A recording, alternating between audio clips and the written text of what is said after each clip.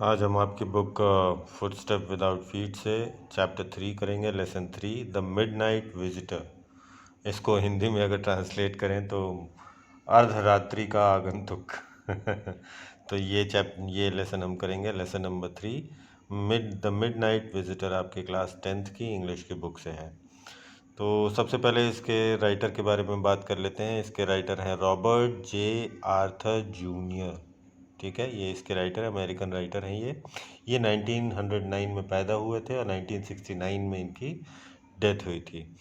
ये नॉर्मली जासूसी कहानियाँ लिखते थे, स्पेक्युलेटिव फिक्शन इसको कहते हैं, जासूसी कहानियाँ जिसमें कुछ खोजबीन हो, कोई जासूस हो, कोई रहस्य हो, ऐसी कहानियाँ लिखते थे।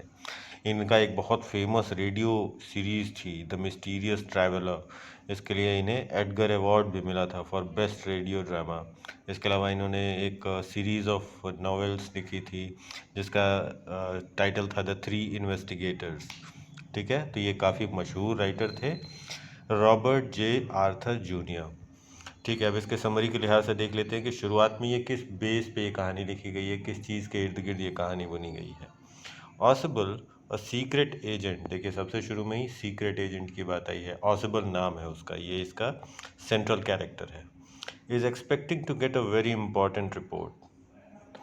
Another secret agent, Max, threatens him with a pistol, demanding the report.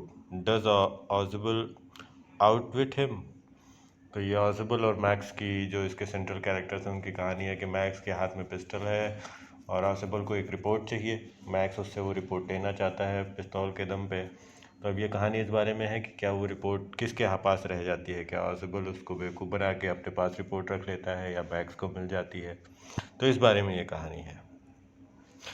जो हम आगे पढ़ेंगे उससे हमें कुछ क्वेश्चंस का पता चलेगा। How is Ausable different from the other secret agents, Ausable कैसे डिफरेंट है। तो ऑजिबल का डिस्क्रिप्शन आगे आएगा, उसमें हम देखेंगे कैसे अलग है। सीक्रेट एजेंट्स की एक ख़ास पहचान होती है ना, हमारे मन में बनी हुई होती है कि ये ख़ास तरीके से होते होंगे। तो ये उनसे अलग था, ये बात तो तय थी। तो वही पूछ रहा है कैसे अलग था। Who is Fowler and what is his first authentic thrill of the day. तो एक और कैरेक्टर है इस कहानी में, फाउलर, उसके बारे में पूछा है कि उसका पहला ऑथेंटिक, ऑथेंटिक का मतलब ओरिजिनल, मतलब वास्तविक, असली। तो उसका असली थ्रिल ऑफ द डे, यानी असली उसको कब थ्रिल आया, कब वो उस उत्साहित हुआ किसी चीज़ को लेके, तो उस दिन का पहला ओरिजिनल उत्साहित करने वाला एक्टिविटी कौन सा था, उस बारे में बताना है। आइए शुरू करते हैं, देखते हैं रॉबर्ट जे आर्थर जूनियर ने क्या कहानी लिखी है। Oswald did not fit any description of a secret agent Fowler had ever read। तो कह रहा है कि फाउलर से मिलने जा रहा होगा, फाउलर और ऑसिबल मिले हैं। तो ये पहले बता रहा है कि फाउलर ने जितने भी सीक्रेट एजेंट्स के बारे में पढ़ा होगा, तो ऑसिबल उनके नियमों के हिसाब से या जैसा सीक्रेट एजेंट दिखता है उस हिसाब से कहीं भी ऑसिबल फिट नहीं बैठता था। डिस्क्रिप्शन मतलब रेखा चित्र, मतलब अगर चित्रण करें सीक्रेट एजेंट्स का, जासूसों का, तो ऑसिबल उनमें से किसी के जैसा नहीं लगता था। Following him down the musty corridor of the gloomy French hotel where Oswald had a room। ये देखिए, ये वर्ड है यहाँ पे, मस्टी। मस्टी का मतलब होता है डैम्प स्मेल, वेट स्मेल। कोई चीज़ गीली होती है तो एक अलग तरीके की उसकी स्मेल होती है, उसको मस्टी स्मेल कहते हैं। और कॉरिडोर का मतलब जानते ही हैं, जो पतली सी आगे जगह निकली होती है घर के आगे, जिसमें आप चल के जा सकते हैं। ऑलराइट, तो वो फ्रेंच कॉलोनी में रहता था वो। ग्लूमी फ्रेंच होटल, फ्रांस के एक होटल में रहता था जहाँ पे ऑसिबल रहता था। वहाँ पे डैम्पनेस की स्मेल थी, गीली सी महक रहती थी हमेशा। ग्लूमी, ग्लूमी का मतलब होता है सैड, यहाँ पे वर्ड यूज है ना ग्लूमी। ग्लूमी का मतलब दुखी सा दिखने वाला, ग्लूमी फ्रेंच होटल, दुखी सा दिखने वाला होटल। अब समझ सकते हैं कैसा चित्रण किया जा रहा है इसका। फॉलर, और हमारे फॉलर के दिमाग में क्या होगा, सीक्रेट एजेंट है, सीक्रेट सर्विसेज में काम करता है तो स्टाइलिश होगा, बढ़िया 5 स्टार होटल्स में रहते होंगे, ये उसके दिमाग में होगा, ऐसा उसने पढ़ा होगा। लेकिन ऑसिबल उनके जैसा दिखने वाला नहीं था, वो रहता भी ऐसी जगहों पे नहीं था। ऑसिबल हैड अ रूम, तो ऑसिबल उसको फ्रेंच होटल में रूम था। Fowler felt let down. It was a small room on the 6th and top floor and scarcely a setting for a romantic adventure. तो फॉलर को बड़ा दुख हुआ, वो मिलने आया था, वो सोच के आया था किसी स्टाइलिश सीक्रेट एजेंट से मिलने जा रहे हैं, हो सकता है ऐसा ही सोच के आया हो जो पढ़ा हो उसने। लेकिन फॉलर लेट डाउन था। लेट डाउन का मतलब उसके विश्वास पे जब कोई खरा नहीं उतरता है तो जो महसूस करता है उसको लेट डाउन कहते हैं, यानी वो ठगा हुआ महसूस कर रहा था। लेट डाउन का मतलब ठगा हुआ महसूस करना। तो वो ठगा हुआ महसूस कर रहा था इस बारे में कि एक सीक्रेट एजेंट से भी मिले और वो कहाँ रह रहा है, फ्रेंच के एक दुखी से दिखने वाले होटल में जहाँ पे गीले होने की महक रहती है हमेशा। तो ऐसे होटल में मिल रहा था। कह रहा था कि वो छठे माले पे एक तो रहता था जहाँ पे कुछ खास हो भी नहीं सकता था। उस रूम की सेटिंग ऐसी थी, सामान ऐसी ऐसी जगह पे रखे हुए थे कि देख के ही एक पता चलता है ना कि यहाँ पे कुछ अच्छा हो सकता है, एक्साइटिंग हो सकता है। तो उसको देख के ऐसा कुछ नहीं लगता था। Possible was for one thing, very fat, very fat। तो कह रहे हैं पॉसिबल बाकी सीक्रेट एजेंट जैसा हो या ना हो, और भी कोई चीज़ हो या ना हो, लेकिन एक चीज़ तो वो ज़रूर था। क्या था वो? मोटा था, बहुत मोटा। यानी पॉसिबल एक बहुत मोटा आदमी था। And then there was his accent. खैर उसके अलावा एक्सेंट भी था। एक्सेंट उसको कहते हैं जब हम एक ख़ास तरीके से किसी भाषा को बोलते हैं। जैसे इंडिया में इंग्लिश को एक ख़ास तरीके से बोलते हैं, हिंदी ही हमारी अगर भाषा है तो आप देखेंगे उत्तर प्रदेश में हिंदी अलग तरीके से बोलते हैं, दिल्ली में हिंदी बोलने का अलग स्पीड होता है, अलग लहजा होता है। तो उस लहजे को एक्सेंट कहते हैं, राइट। और ऑसिबल के पास एक्सेंट था, एक तो मोटा, बहुत मोटा था, और एक ख़ास तरीके के लहजे में बोलता था वो। Though he spoke French and German passably, he had never altogether lost the American accent he had brought to Paris from Boston 20 years ago। तो वो बॉस्टन से आया था पेरिस में रहने के लिए 20 साल पहले। वहाँ से उसके पास अमेरिकन एक्सेंट आया था जो कि वो छोड़ नहीं पाया था। यानी वो जर्मन और फ्रेंच भी बोलता था। पासिबली का मतलब गुजरते हुए तौर पे, मतलब आप थोड़ी बहुत फ्रेंच और थोड़ी बहुत जर्मन भी बोल लेता था, लेकिन एक्सेंट उसका अमेरिकन ही था। अमेरिकन लहजे में ही अपनी ये भाषाएं भी बोलता था, वो खो नहीं पाया था 20 साल पहले। तो ऑसिबल के बारे में जानकारी मिल रही ना, हाउ वॉज ही डिफरेंट। तो आप देख रहे हैं ये सारी चीज़ें ऑसिबल को डिफरेंट बनाती हैं। कोई भी वो चीज़ आपको डिफरेंट बनाती है जो आप में अलग अलग हो, ख़ास हो, अलग से। तो ये जानकारियाँ हैं जो क्वेश्चन शुरू में पूछे थे, उनके जवाब हैं ये। You are disappointed, Oswald said wheezily over his shoulder। wheezily का मतलब जब सांस से साए साए की आवाज़ आती है ना, कोई कोई कुछ लोग बोलते हैं तो नाक से बोलते हैं तो सांस से आवाज़ भी आती रहती है, हवा निकलने की, उसको वीज करना कहते हैं। तो ऑसिबल जब बोलता था तो उसके नाक से आवाज़ भी आती थी। तो इस तरह उसने, फॉलोअर उससे मिलने आया था तो उसने देखा कि ये बच्चा, ये आदमी तो डिसअपॉइंटेड हो गया है। वो तो सीक्रेट एजेंट के मन में क्या क्या ख्वाब थे, तो उसने उसको देख के तुरंत ही भाग गया होगा वो। उसने पूछा कि तुम्हें डिसअपॉइंटमेंट हुआ है, तुम निराश हुए हो मुझसे मिलके। अपने कंधे के ऊपर से देखता हुआ बोला मुड़ के। You were told that I was a secret agent, a spy dealing in espionage and danger. तो कह रहा है तुम्हें बताया गया है कि मैं एक जासूस हूँ। एप्सियोनाज का मतलब होता है, यहाँ एक वर्ड दिया हुआ है, एप्सियोनाज का मतलब होता है spy, spying, the work of spying. तो उससे कहा कि तुम्हें बताया गया है कि तुम एक सीक्रेट सर्विस एजेंट से मिलने जा रहे हो जो कि स्पाइंग करता है, जासूसी करता है, ख़तरों से खेलता है। You wish to meet me because you are a writer, young and romantic. तो फाउलर जो था वो राइटर था, ठीक है। तो जैसे फाउलर के मन में एक सीक्रेट एजेंट्स के बारे में एक इमेज बनी हुई थी, वैसे ही ऑजिबल के मन में राइटर्स के बारे में भी एक इमेज होती है ना। सबके मन में एक अलग अलग प्रोफेशन के बारे में इमेज होती है। तो इसको कह रहा है कि तुम रोमांटिक हो, एक रोमांटिक नॉवल नॉवल राइटरों को या नॉर्मल राइटरों को यंग एंड रोमांटिक ही माना जाता है। तो दोनों के मन में एक दूसरे के प्रति प्रेजुडिस था, पहले से सोच के रखा था, ठीक है। तो कभी कोई सही हो जाता है उसमें, कभी कोई गलत हो जाता है। You envision mysterious figures in the night, the crack of pistols, drugs in the wine. तो उसको बता रहा है कि ये ऑजिबल बोल रहा है फॉलोअर से कि तुमने सोचा होगा कि यहाँ पे मिस्टीरियस फिगर्स होंगे, लोग मिस्टीरियस से, खुफिया से दिखने वाले लोग होंगे, ड्रग्स होगा, वाइन होगा, पिस्टल्स होंगे। तो वो भी एक दूसरे से मिलते ही मजाक करते हैं नॉर्मल परिचय में कि तो आप, तुम्हें बड़ा दुख हुआ होगा। तो इन दोनों ने एक दूसरे से मजाक किया। Instead, you have spent a dull evening in a French music hall with a sloppy fat man who, instead of having messages slipped into his hand by dark eyed beauties, gets only a prosaic telephone call making an appointment in his room. तो कह रहा है कि तुमने सोचा होगा कि इतना मज़ा आएगा, मिस्टीरियस चीज़ें होंगी, खुफिया लोग होंगे, पिस्टल्स होंगे, लेकिन तुम्हें यहाँ पे फ्रेंच म्यूज़िक हॉल में एक मोटे आदमी के साथ बिताना पड़ रहा है। और यहाँ पे भी तुम्हें एक सिर्फ एक प्रोज़ैइक, एक वर्ड यूज़ हुआ है, प्रोज़ैइक फ़ोन कॉल, ये लिखा हुआ है। अब देखेंगे, इसका मतलब होता है ऑर्डिनरी। प्रोजेक्ट का मतलब ऑर्डिनरी, मतलब तुम यहाँ क्या क्या सोच के आए हो, तुम्हें सिर्फ यहाँ पे एक साधारण फ़ोन कॉल से एक अपॉइंटमेंट मिल गई और तुम यहाँ चले आए इस रूम में। ठीक है, तो मजाक कर रहा था। You have been bored, the fat man chuckled to himself as he unlocked the door of his room and stood aside to let his frustrated guest enter. तो ये सारी बातें कहता हुआ उसने अपना रूम अनलॉक किया और बोल ही रहा था वो साथ साथ में। ये सारी बातें दरवाजे पे ही हो रही थी जब वो मिलने आया था। तो उसने रूम खोला और अपने फ्रस्ट्रेटेड गेस्ट को अंदर आने दिया। You are disillusioned, Ausable told him.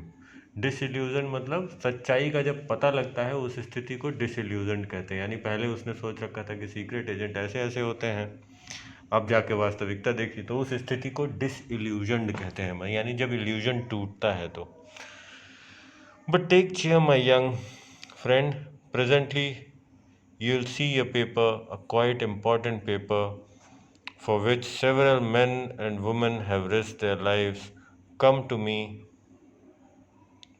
तो बोल रहा है कि तुम यहाँ जिस लिए आए हो और तुम अभी बहुत फ्रस्ट्रेटेड हो, परेशान हो गए हो, तुम डिसइल्यूजन्ड हो गए हो, तुम्हें वास्तविकता का पता चला है, लेकिन आओ यहाँ बैठो, यहाँ एक बहुत ख़ास पेपर से तुम्हारा सामना होने वाला है जिसके लिए कई लोगों ने जान दी है, और वो पेपर अब मेरे पास आया है। तो राइटर था ना वो, तो उसको कोई पेपर की बात चल रही है यहाँ पे। ये उस वही पेपर हो सकता है जिसके बारे में शुरुआत में दिया है कि मैक्स आया और पिस्टल लगा के उस पेपर को लेना चाहेगा। Some day soon that paper may well affect the course of history. In that thought is drama, is there not? तो ऑजिबल ही बोल रहा है फाउलर से कि वो पेपर कभी आगे चल के इतिहास को बदल देगा, और इसी सोच में बहुत सारा ड्रामा है।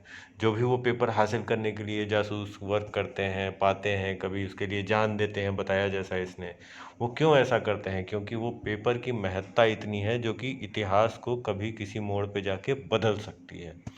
तो ऑजिबल कह रहा है इसी सोच में तो ड्रामा है सारा। As he spoke, Ozable closed the door behind him. Then he switched on the light. तो जब ये सब बोल रहा था तो ऑजिबल ने पीछे से दरवाज़ा बंद किया। सब दरवाजे पे ही हो रहा था ना, उसको भी अंदर आने दिया था। तो दरवाज़ा बंद किया और लाइट जला दी।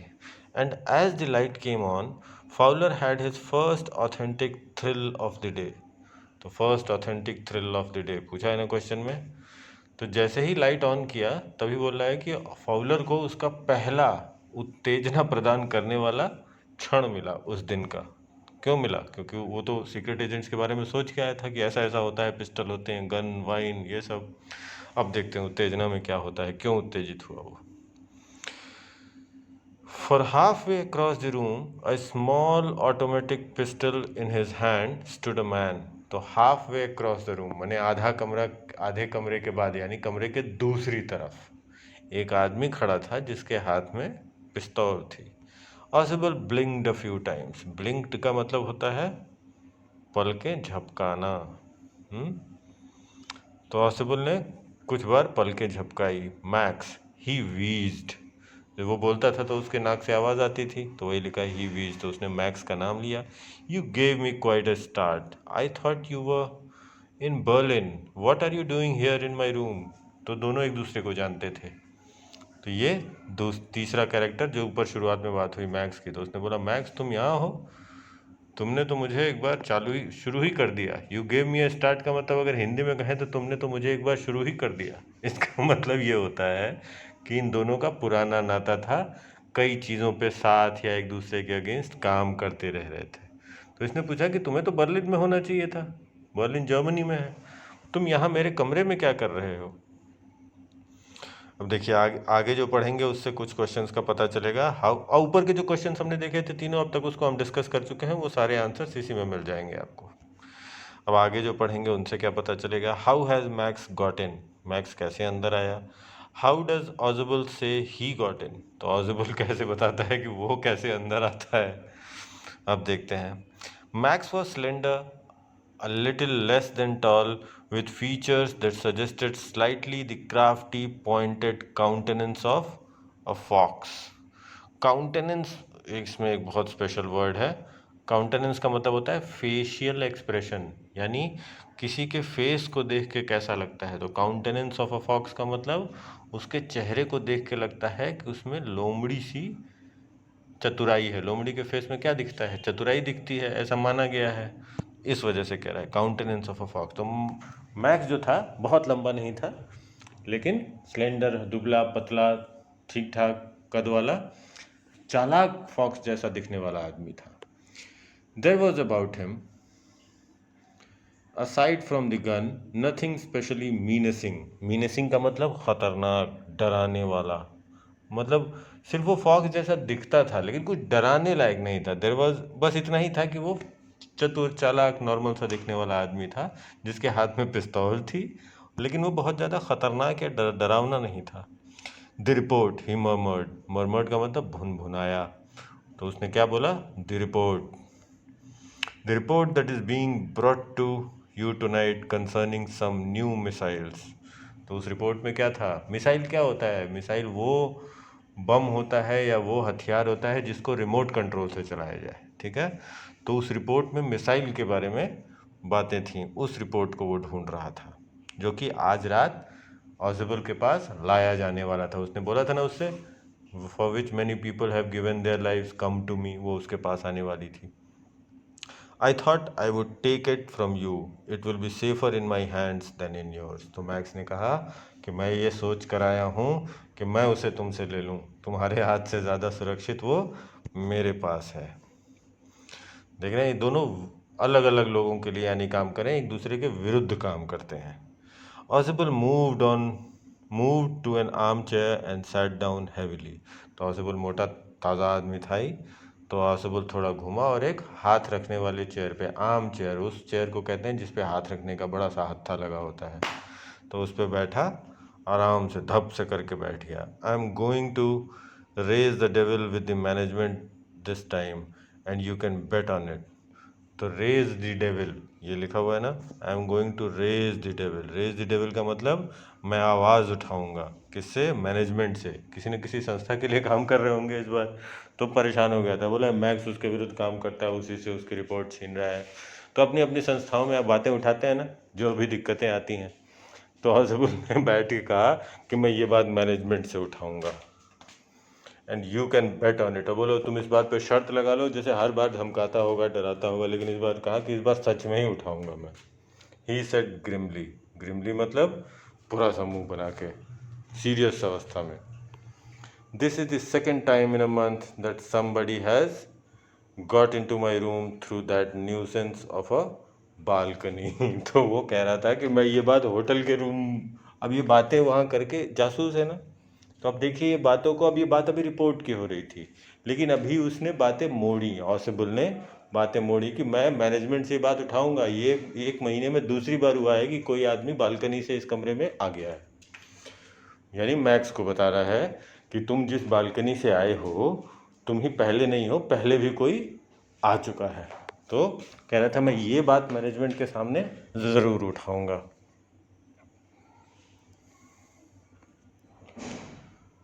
Fowler's eyes went to the single window of the room. It was an ordinary window against which now the night was pressing blackly. तो फाउलर वहीं खड़ा था, वो तो मिलने आया ही था ऑसिबल से। तो फाउलर का, जैसे ही उसने बालकनी की बात की, फाउलर का ध्यान विंडो की तरफ गया, खिड़की की तरफ गया, जिसके बाहर उसको सिर्फ काली रात दिख रही थी और कुछ तो दिख नहीं रहा था। Balcony, max said with a rising inflection. तो बालकनी, मैक्स भी हैरान हो गया। मैक्स ने कहा बालकनी, कौन सी बालकनी। इन्फ्लेक्शन का मतलब होता है, ये लिखा हुआ है ना यहाँ पे, इन्फ्लेक्शन। इन्फ्लेक्शन का मतलब होता है किसी शब्द पे जब आप जोर देते हैं, राइजिंग इन्फ्लेक्शन, तो मैंने बढ़ते हुए जोर के साथ। उसने बालकनी शब्द पे बहुत जोर दिया। No, a pass key. I did not know about the balcony. It might have saved me some trouble though. Trouble had I known. तो उसने कहा बालकनी, मैं तो बालकनी से नहीं आया, मैं तो पास की लेकर आया, मतलब चाबी लेकर आया है वो तो रूम चाबी खोल के घुसा था वो तो। कह रहा है कि अगर मुझे बालकनी के बारे में पता होता तो मुझे कई सारी दिक्कतों का सामना नहीं करना पड़ा होता, मैं भी आराम से बालकनी से आ जाता। It's not my balcony, Ausable said with extreme irritation. It belongs to the next apartment. तो अब ऑसिबल ने कहा कि बालकनी वो मेरी बालकनी नहीं है, वो बगल वाले अपार्टमेंट की बालकनी है। समझाने लगा। अभी रिपोर्ट की बात नहीं हो रही है, अभी दूसरी बातें चल रही हैं सारी। ही ग्लांस्ड एक्सप्लेनेटरी एट फाउलर। तो फाउलर की तरफ, फाउलर भी उधर ही देख रहा था, उसने फाउलर को एक्सप्लेनेटरी मतलब समझाने के अंदाज में, एक्सप्लेनेटरीली मतलब समझाने के अंदाज में उसने फाउलर को ऐसे बोला जैसे वो फाउलर को समझा रहा हो कि ये मत समझ लेना कि बालकनी मेरे ही उसकी है, वो बगल वाले अपार्टमेंट की है। You see through that door, you see he said, this room used to be a part of a large unit and the next room through that door there used to be the living room. तो उसने बताया कि ये जो जिस room में मैं हूँ वो एक बड़े यूनिट का, यानी कई रूमों के समूह का एक हिस्सा था, और बगल वाले रूम में वो जो डोर देख रही है, इस रूम में जो डोर लगा है वो बगल के रूम में जाके बालकनी से निकलता होगा। कोई 4-5 रूम का एक सेट बना होगा जिसमें से एक एक रूम अलग करके होटल के रूप में यूज़ कर रहे होंगे ये। तो यही बातें वो समझाने के अंदाज में फॉलोअर से बातें कर रहा था वो। It had the balcony which x tends under my window now. तो बोला कि उस रूम में वो बालकनी थी जो कि बढ़ के मेरे खिड़की के सामने तक आती है, और उसी से वो आदमी जो पहले आया था, और आप बोला था ना सेकंड टाइम हुआ है, तो पहले जो आदमी आया होगा वो उसी से आया होगा, ऐसा पॉसिबल बोल रहा था। You can get on to it from the empty room 2 doors down and somebody did last month.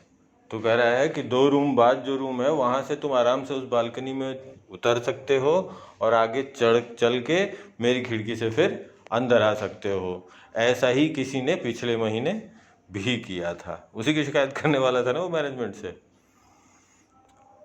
The management promise to block it off but they haven't. और कह रहा है कि मैनेजमेंट से, यानी कि उसने पहले शिकायत भी की थी, होटल के मैनेजमेंट से की होगी, तो उन्होंने कहा था कि उसको हम ब्लॉक कर देंगे, उसको रोक देंगे, लेकिन उन्होंने नहीं किया है। ये सारी बातें ऑसिबल कर रहा है। इन सारी बातों में अब फाउलर और मैक्स सारे इन्वॉल्व हैं। Max glanced at Fowler who was standing stiffly not from Ausable. तो मैक्स ने इसी बीच देखा कि उसको काम तो ऑसिबल से था, उससे रिपोर्ट देने आया था, लेकिन फाउलर भी वहाँ था। तो मैक्स ने ग्लांस का मतलब एक सरसरी निगाह से देखना, ठीक है। तो मैक्स ने सरसरी निगाह से फाउलर को देखा जो कि स्टिफली, कड़क अंदाज में वहाँ पे खड़ा था। डर गया होगा बेचारा, राइटर था तो अकड़ गया था, सीधा एकदम डर के मारे स्टिफ हो गया था, ठीक है। और ऑसिबल से ज़्यादा दूर नहीं खड़ा था। And wave the gun with a commanding gesture, please sit down, he said, we have a wait of half an hour I think. तो फाउलर से मुड़ की तरफ बोला कि हमें आधे घंटे अभी इंतज़ार करना है। We have a wait of half an hour, हमारे पास आधे घंटे का इंतज़ार है, तुम बैठ जाओ। 31 minutes, ऑसिबल सेड मूडीली। तब ऑसिबल ने उसने बोला कि आधे घंटे 30 मिनट्स इंतज़ार करना है, तो ऑसिबल ने एग्जैक्ट होने, अपने आदमी दिखाता है ना कि मैं तुमसे ज़्यादा सही जवाब, सटीक जवाब दे सकता हूँ, तो ऑसिबल ने कहा 31 मिनट्स, 31 मिनट, मूडीली, अपना मूड दिखाते हुए। कुछ लोगों की आदत होती है कि हर चीज़ को सही करते हैं। आप बोलेंगे 5 बजे आएंगे तो वो बताएंगे नहीं 5:07 पे आएंगे। तो उस अंदाज में अपना मूड दिखाते हुए ऑसिबल ने 31 मिनट्स बोला।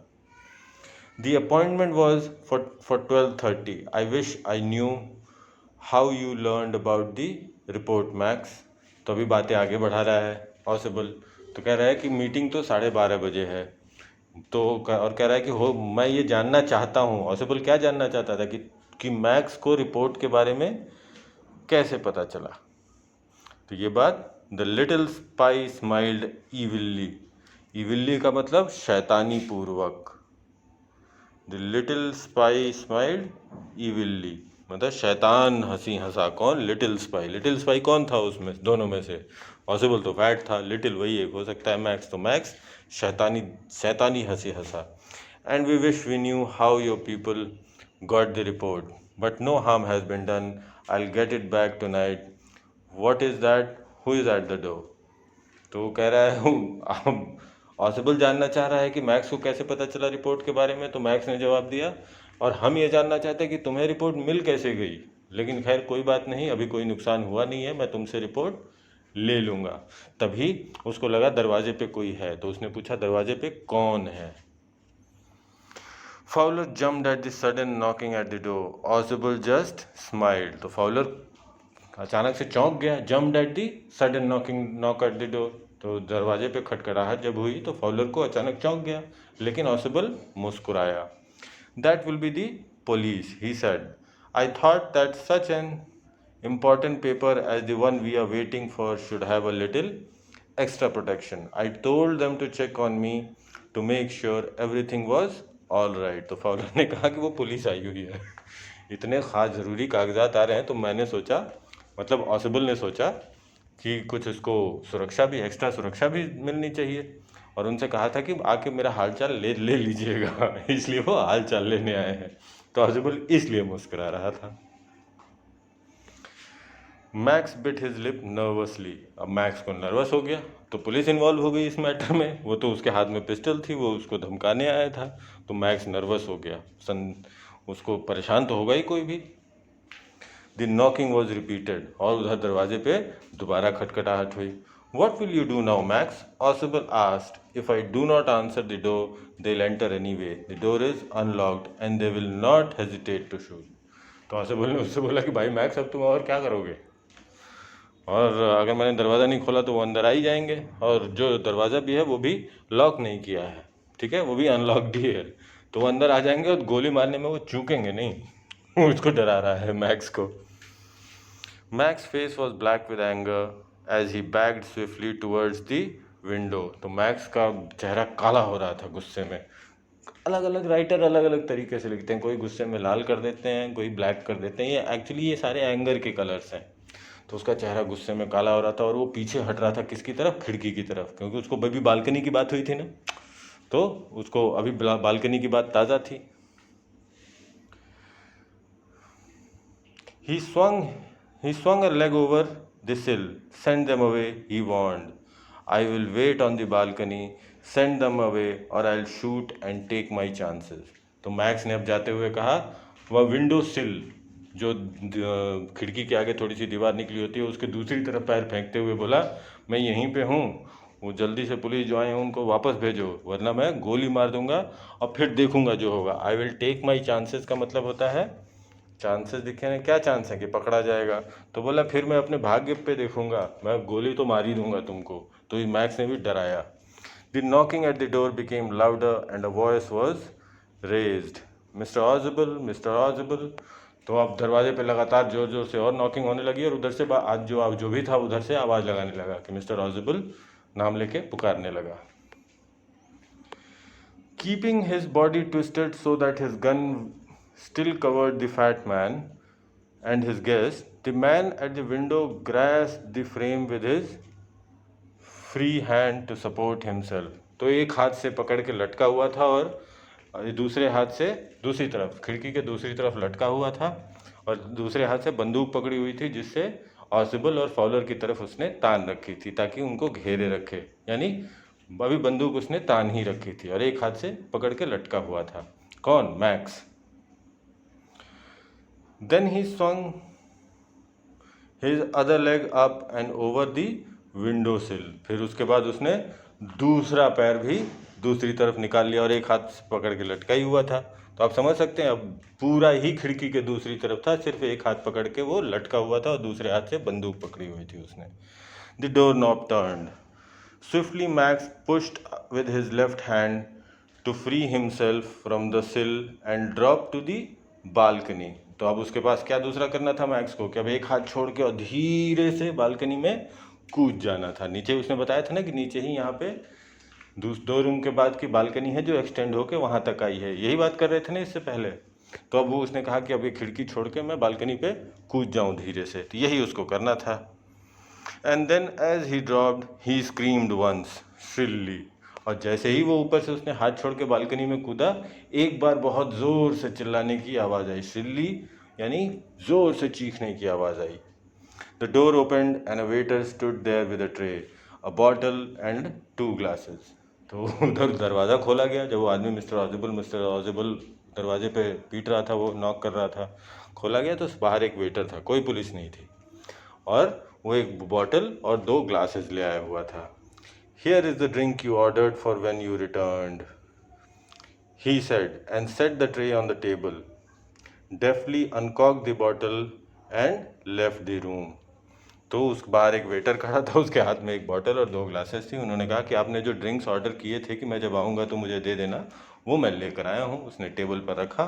देखिए इसमें कुछ शब्द हैं। डेफ्टली, डेफ्टली का मतलब हाथ से, बड़े प्रेम से, सफाई से। डेफ्टली का मतलब सुचारू तरीके से, यानी जिसका हाथ कोई काम अच्छा करता है तो कहते हैं हिज हैंड्स आर डेफ्ट, यानी सुचारू रूप से काम करते हैं। अनकॉक्ड, अनकॉक्ड का मतलब होता है कॉर्क बाहर निकालना, यानी बॉटल में जो कॉर्क से उसका मुंह बंद होता है उसको बाहर निकालना। ठीक है, तो उसने बाहर अब ट्रे लगा दिया टेबल पे और चला गया वहाँ से। White faced Fowler stared after him. तो वाइट फेस, चेहरा सफ़ेद हो चुका था, इतना सब कुछ हो रहा था, फॉलोअर भी तो वहाँ खड़ा था, वो बेचारा तो लेखक आदमी था, वो तो सीक्रेट सर्विस एजेंट था नहीं, उसका चेहरा सफ़ेद हो चुका था। तो वो ये सब देख रहा था तो और घूरे जा रहा था जो कुछ भी हो रहा था उसको। But he stammered the police. तो उसने कहा कि अभी तो कह रहे थे कि पुलिस आई है, पुलिस कहाँ है? देवर नो पुलिस। ऑजिबल साइड, साइड का मतलब होता है गहरी सांस लेना। तो ऑजिबल ने गहरी सांस लेके कहा कि वहाँ कोई पुलिस वुलिस नहीं थी। Only Henry whom I was expecting। तो कह रहा बाहर सिर्फ हेनरी था, यानी जो वेटर आया था उसका नाम हेनरी था। तो बोला बस वो हेनरी था जिसका मैं इंतज़ार कर रहा था। But won't that man out on the balcony. तो फिर फाउलर ने कहना शुरू किया, लेकिन वो बाहर जो आदमी है वो तो अभी इतना ही कह पाया था, उसको तो ये भी चिंता थी ना बाहर, उसको तो लग रहा था बंदूक लेके आदमी खड़ा है। No said Ausable he won't return. तो ऑजिबल ने कहा नहीं, वो वापस नहीं आएगा। You see my young friend there is no balcony. तो उसने बताया कि मेरे प्यारे दोस्त, बाहर कोई बालकनी नहीं है। तो यानी ऊपर से जो 6th फ्लोर पे था वहाँ से जो कूदा वो 6ठे माले से, शुरू में बताया ना 6ठे माले पे रहता था, उसको 6ठे माले से कूदा दिया। ये कह के कि नीचे बालकनी है, वो उसमें गिरेगा, वो पूरा ही नीचे गिर गया, इसलिए वो आवाज़ आई थी। ये कुछ क्वेश्चन आंसर्स हैं, ये कुछ वर्ड मीनिंग्स हैं, इनको आप देख लीजिएगा, काफ़ी इंपॉर्टेंट है। हमने काफ़ी इसमें से मैक्सिमम डिस्कस कर लिए हैं। ये कुछ क्वेश्चन आंसर्स है, वो भी देख लेते हैं। Oswald did not fit any description of a secret agent Fowler had ever read. What do secret agents in books and films look like, in your opinion? तो आप बताइए, आपने जो फिल्म में और बुक्स में जो सीक्रेट एजेंट देखे हैं वो कैसे दिखते हैं? हमने डिस्कस भी किया है कैसे दिखते हैं। सूट बूट टाई, अच्छे होटलों में रहना, वाइड आइड गर्ल्स के द्वारा सीक्रेट नोट स्लिप करना, इस चैप्टर में भी दिया हुआ है। उनमें से आप वो सारी चीज़ें इसमें एक्सप्लेन कर सकते हैं। All right, discuss in groups और इन क्लास सम स्टोरीज और मूवीज़ फीचरिंग स्पाइस डिटेक्टिव्स। तो ये सारी चीज़ें आप एग्जाम्पल के तौर पे जो भी याद हो, आप सिर्फ क्वेश्चन पढ़ेंगे तो आपको इसमें कुछ डिस्कस करने लायक नहीं है। How does Ausable manage to make Max believe that there is a balcony attached to his room? Look back at his detailed description of it. What makes it a convincing story? तो max को कैसे believe करा दिया ऑसिबल ने? वैसे तो believe तो Fowler को भी करा दिया था कि उसके खिड़की के बाहर बालकनी है। कैसे उसने बिलीव कराया था? और डिटेल्ड डिस्क्रिप्शन, कितना विस्तृत जानकारी रूप में कैसे बताया था ना कि 2 रूम, ये पूरे एक बूढ़े यूनिट का हिस्सा है उसका रूम, और 2 रूम बाद दरवाजे से निकलेंगे तो उसके बालकनी है जो कि एक्सटेंड होके इसकी खिड़की तक आ रही है, और 1 महीने पहले कोई आया भी था उसकी उधर से फांद के उसके कमरे में। तो कितना विस्तृत जानकारी दी थी। तो अब आप बताएंगे यही सारी चीज़ें आप लिख देंगे। If you would be able to write all this then it would be easier to. तो आप ये प्रूव कर देंगे कि ऑजिबल ने मैक्स को किस तरह भरोसा दिलाया, विस्तृत जानकारी देकर दिलाया। By giving a detailed description, और आप वही डिटेल्ड डिस्क्रिप्शन दे दीजिएगा, ठीक है। थर्ड है looking back at the story, when do you think Ausable thought up his plan for getting rid of Max. तो आप ये पूरी स्टोरी जब सुन रहे हैं तो कब उसने सोचा होगा ये इतना बड़ा प्लान कि बालकनी का करना है, फिर उधर वेटर आएगा तो उसको पुलिस बताना है, ये कब सोचा होगा उसने। आप सोच सकते हैं ये सिर्फ तभी सोचा होगा जब जैसे ही उसने मैक्स को देखा होगा कि उसके हाथ में पिस्टल है, the moment ऑसिबल saw that max had a pistol in his hand and before sitting on the arm chair ऑसिबल would have thought about this plan. तो इस प्लान के बारे में सिर्फ उसी समय, जैसे ही मैक्स को देखा उसी समय सोचा होगा। Do you think he had worked out his plan in detail right from the beginning, और did he make up a plan taking advantage of events as they happened. तो आपको क्या लगता है सारा प्लान उसने एक बार में ही सोच लिया होगा, या जैसे जैसे कोई चीज़ होती जा रही थी वैसे वैसे वो सोचता जा रहा था। तो मेरे हिसाब से वो जैसे जैसे चीज़ें होती जा रही थी वैसे वैसे वो, जैसे वेटर वाली बात, अगर वेटर नहीं आता तो उसको कुछ और सोचना पड़ता, उस समय वेटर आ गया तो उसने पुलिस वाली बात बना ली। बालकनी तक की तो ठीक है उसने सोचा होगा, लेकिन तो उसने दोनों तरीके, कुछ प्लान पहले से सोच लिया जैसे बालकनी वाला कि बालकनी का यकीन दिलाया और उसे भागने पे मजबूर करे, और पुलिस वाली चीज़ हाथ के हाथ सोची होगी as and when they happened, ठीक है।